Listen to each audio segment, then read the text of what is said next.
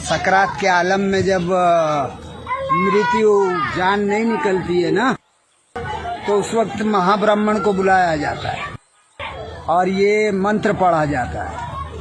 इस मंत्र का नाम रखा गया है अनकही। हाँ, यानी किसी से कहा नहीं जा सकता, ऐसा छुपाया गया है इस मंत्र।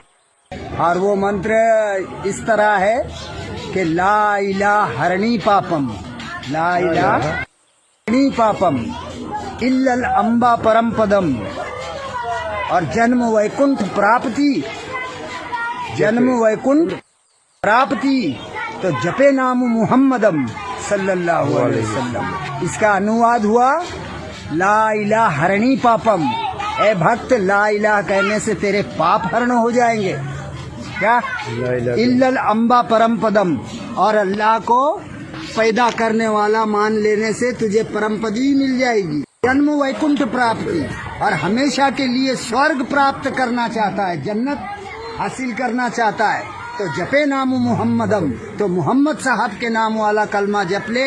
वो है ला इलाहा इल्लल्लाह मुहम्मदुर रसूलुल्लाह सल्लल्लाहु अलैहि वसल्लम।